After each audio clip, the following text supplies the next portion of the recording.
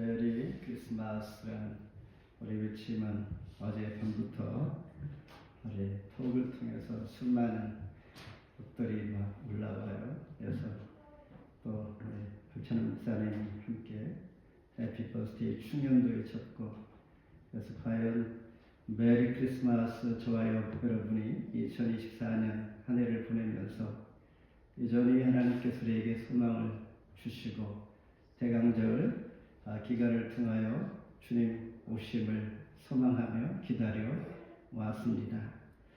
교회는 17주년을 맞이했는데 참 세월이 빨리 가긴 했는데, 교회가 세워질 때 2007년도에 우리 교회의 혹시 멤버 중에 그때 같이 세상에 하나님 보내신 자가 누가 있을까 생각 보니까 그 해에 난 분은 없고요. 은지가 25일, 낙이 25일 전에 교회가 세워졌더라고요. 그러니까 교회가 세워지고 은지가 25일 만에 세상에 태어났어요. 세월이 참 빨리 가긴 했고, 그러나 길다라는 생각을 하지 못했는데, 아무튼 하나님께서 교회를 사랑하시고 핏값을 세운 교회에 저와 여러분들이 또한 동역자로 쓰임을 받고 하나님 앞에 오늘 예배하는 것이죠. 크리스마스라는 뜻은 무엇인가? Christ and Mass. Mass는 모이다, 모임, 예배하다, 경배하다 이런 뜻이죠. 그러니까 예수님을 예배하는 것이 바로 크리스마스의 뜻입니다. 오늘 저와 여러분이 성탄절에 주님께 예배하는 이 자체가 바로 크리스마스인 것이죠. 다윗의 동네에 너희를 위하여 나신 구주, 기쁜 소식이 곧 복음인 것입니다.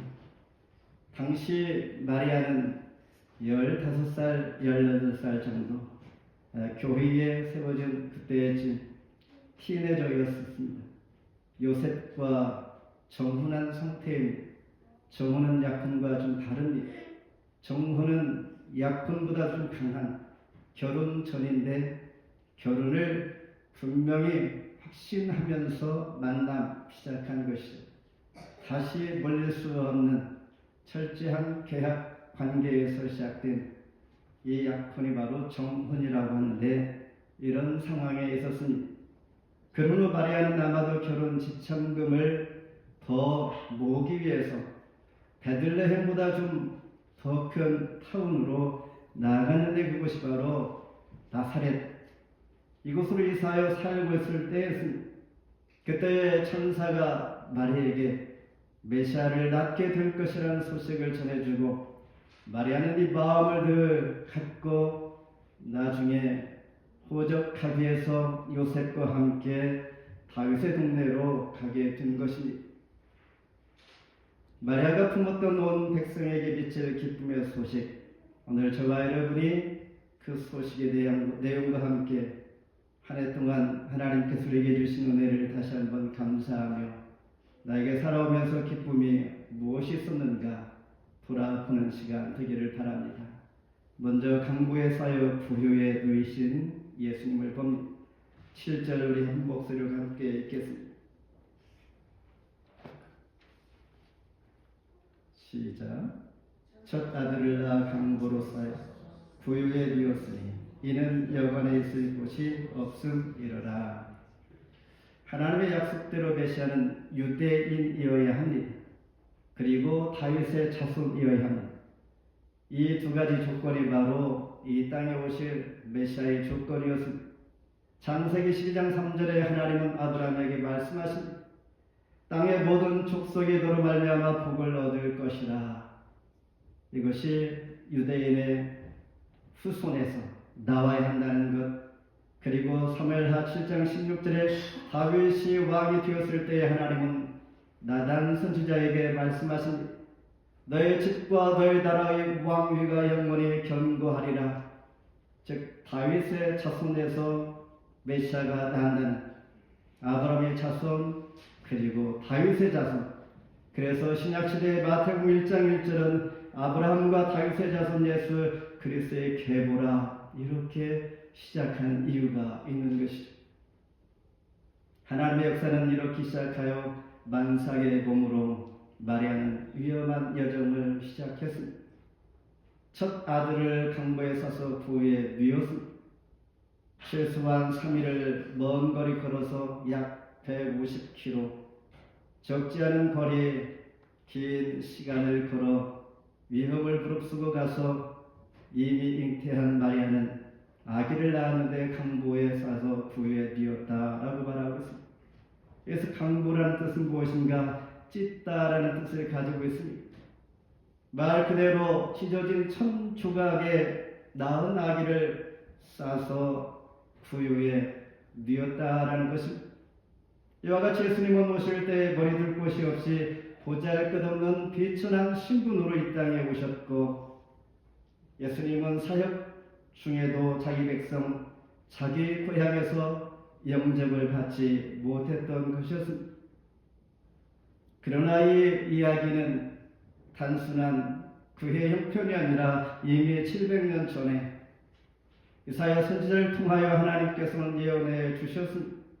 이사야 53장 2절에 그는 주 앞에서 자라나기를 연한 순 같고 마른 땅에서 나온 뿌리 같아서 고운 모양도 없을 뿐만 아니라 풍채도 없고 우리가 보기에 흠모할 만한 아름다운 것이 없다라고 말씀하십니다. 우리가 흔히 말하기를 눈물 젖은 빵을 먹어본 적이 없는 자는 인생을 논하지 말라 이런 말이 있죠. 고난을 겪어보지 않고서는 어려운 사람의 처지를 이해하기가 쉽지가 않은 것이죠. 지난 한 해를 돌아볼 때 우리는 때로 삶이 지쳤을 때가 있었습니다. 힘든 시간들이 많이 있었을 것입니다. 그리고 이유 없이 오해를 받고 관계가 틀어진 상황들, 또한 남이 아닌데 스스로가 시험에 들었던 이런 일들이 또한 있을 수 있습니다. 아직도 해결돼야 할 큰 숙제가 기도 제목이 저와 여러분에게 아직도 남아 있을 수 있는 것입니다. 그러나 염려하지 말 것은 예수님께서 겉으로 보기에는 가난과 힘없는 슬픈 운명으로 이 땅에 오신 것 같지만은 예수님을 통하여 우리의 비천을 체험하시고 친히 아시기에 하나님의 섭리 가운데 저와 여러분의 중보자가 되어 주시기 때문입니다.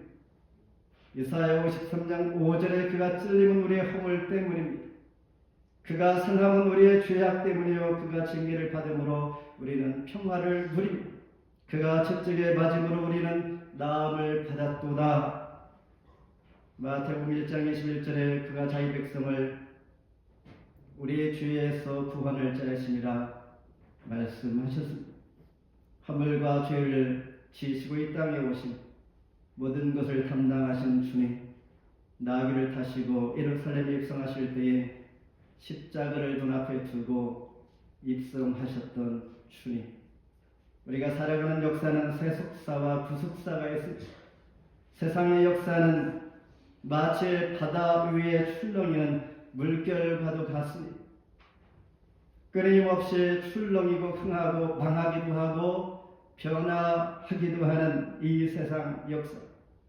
그러나 반면에 구속사 하나님께서 역사하시는 섭리의 역사는 출렁이는 바다의 깊은 내면에 흐르는 물과 같습니다.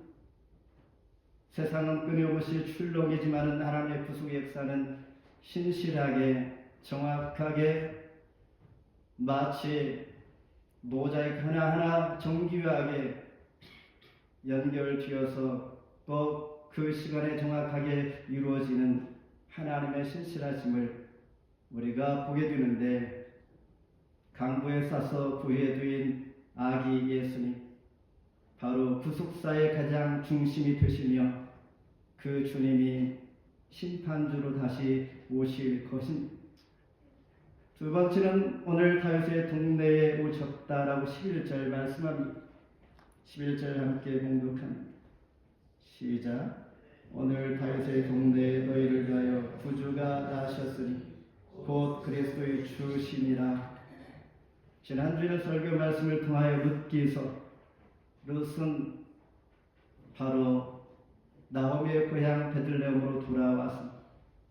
그곳에서 보아스를 만나 결혼하면서 아들 낳았는데 아들이 오벳, 그리고 그 아들이 이세, 그리고 그 아들이 다윗, 이렇게 룻기는 막을 내린 다윗을 낳았다라는 것은 하나님의 구속의 은혜를 우리에게 암시해 주고 있다라는 것입니다.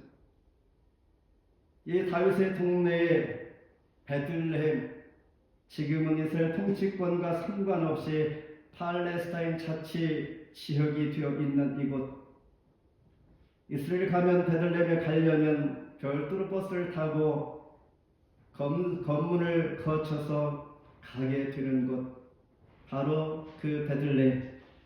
모슬림이 한 80%, 그리고 부교 한 20%, 개신교는 아주 적은데 그런 상황에 있는 이 베들레헴, 그곳에서 메시아 아기 예수 구주가 나실 것을 BC 700년경에 미가 선지자를 통하여 예언하게 되었습니다. 미가서 5장 이전에 베들레헴 에브라다에는 유다 족속 중에 작을지라도 이스라엘을 다스릴 자가 내게서 내게로 나올 것이라. 그의 근본은 상고의 영혼에 있느니라. 그래서 다윗의 동네는 오늘 다윗의 동네 이렇게 말하면서 오늘 현재적 의미를 강하게 강조하면서 저와 여러분이 예수 그리스도를 나의 구주로 믿는 영접하는 순간에 사망의 그늘에서 건져주시는 구주이심을 의미하고 있는 것입니다. 그리고 다윗의 동네는 다른 이름으로 베들레헴인데 베들레헴은 떡집이라는 뜻입니다. 요한복음 6장 35절에 예수께서 이르시되 나는 생명의 떡이라. 내게 오는 자는 결코 줄이지 아니할 것이요 나를 믿는 자는 영원히 목마르지 아니하리라.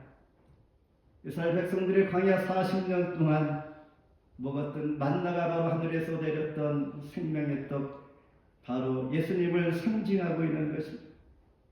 그리고 고린도전서 10장 4절에 이런 그들을 따르는 신령한 반석으로부터 마셨음에 그 반석은 곧 그리스도라. 광야에서 이스라엘 백성들에게 하나님 물을 주실 때에 반석을 치면 물이 나와 물을 마시게 했던 바로 그 반석이 그리스도이신 것입니다.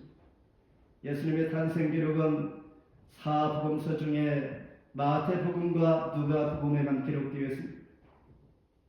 마태복음은 헤롯 왕과 예루살렘을 배경으로 하고 있는 반면에 오늘 누가복음은 당시 세계를 지배하고 있던 로마 제국을 배경으로 기록하여 있습니다.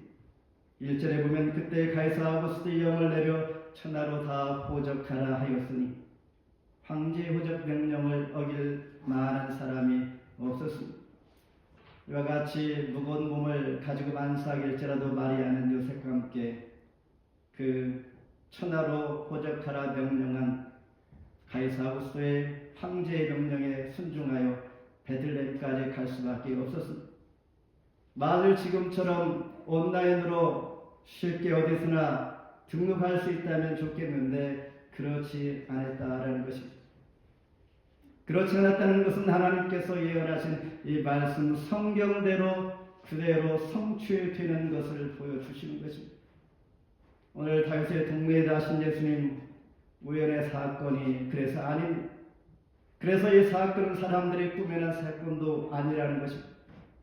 하나님은 세상 역사를 통해서 우리를 사망의 그늘에서 건져 구원의 역사하심을 보여주면서 그 역사 가운데 저와 여러분이 존재하고 서 있는 것입니다. 마지막으로 하나님을 찬송합니다. 13절 함께 봉독합니다. 시작. 보려니 수많은 천군이 거천서와 함께 하나님을 찬송하여 이르되. 느헤미야 9장에 보면 많은 세력들을 방해 공격들을 이겨내고 52일 만에 성벽을 재건한 이스라엘 백성들이 있습니다. 모든 것을 다 마쳤는데 정작 그들의 마음속에는 영적인 갈급함이 견딜 수가 없었습니다. 저와 여러분도 마찬가지일 것입니다.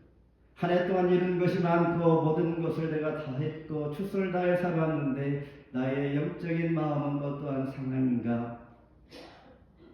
낙심과 갈급함과 내가 무엇이라는 생각이 들 때가 있는 것처럼 이스라엘 백성들이 그랬습니다. 그래서 그들을 채워줄 수 있는 오직 유일한 것은 하나님의 말씀이었던 것입니다. 아무리 성전이 재건이 잘 되었고 멋있게 보일지라도 그 속에 채워질 하나님의 말씀, 그래서 그들은 에스라 앞에 나와 하나님의 말씀을 들었던 것입니다. 네헤미야 9장 6절에 오직 주는 여호와시라 모든 것을 지으시고 다 보존하시는 주께 경배하나이다. 로마 제국시대의 이스라엘 백성들은 200년 동안 황제가 베풀어주는 평화에 취하여 살고 있었습니다. 그 평화는 별 도움이 되지 않았습니다.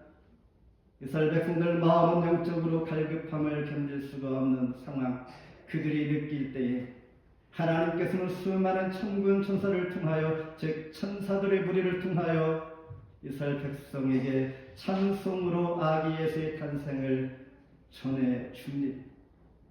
14절에 높은 곳에서 하나님께 영광의 땅에서는 하나님이 기뻐하시는 사람들 중에 평화로다 하니라. 하나님은 적기적소에 필요할 때 기쁜 소식, 탄생 소식으로 위로해 주십니다.